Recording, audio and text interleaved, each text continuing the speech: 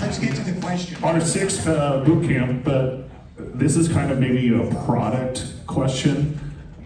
Speaking of change, something that we didn't have 2 years ago was erectile dysfunction ads. Let me be the first to say we should not make fun of those.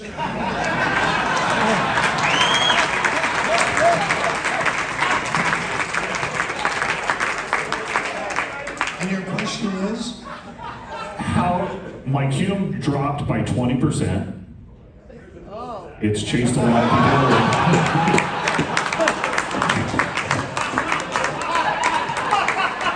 I'll believe that goes.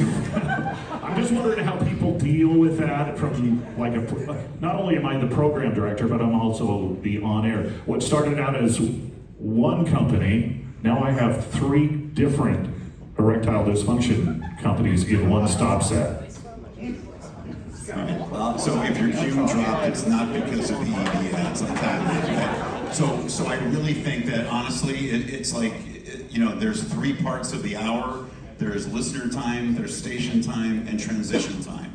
And if you use the transition time to properly tease or timestamp, good content coming up after the stop set, and you're specific, hey, in 6 minutes we'll do this, at 10:48 we'll do this, the chances of people leaving for extended periods of time are much less, or they'll come back if you give them a reason to.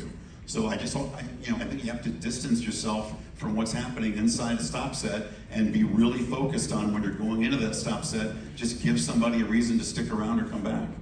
We've tried to, I've dealt with the same thing in Atlanta. So before I was in my role, I was the operations director for the Atlanta stations. We have a classic rock station, we have a news talk station targeted at men. We are laden with the same kind of spots.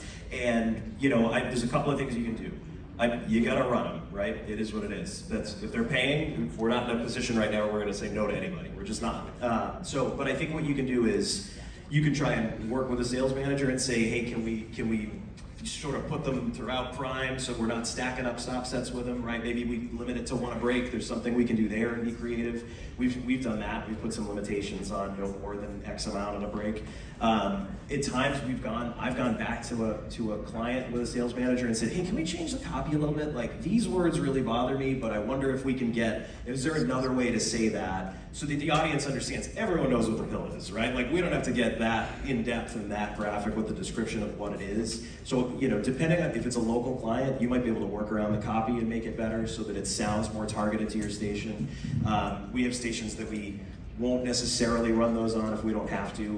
We'll try and direct them to the male targeted station. So I would say it's gonna be hard, no pun intended, to draw a line in the sand and say, we're not running these, we can't run them, it's just not gonna be. But I think if you could work around them creatively and work with the creative and work with the placement, you might be in a better spot. It is probably so inappropriate for me to say that the guy who did the joke works for a company named Cox. Please, Chief, go, you're right.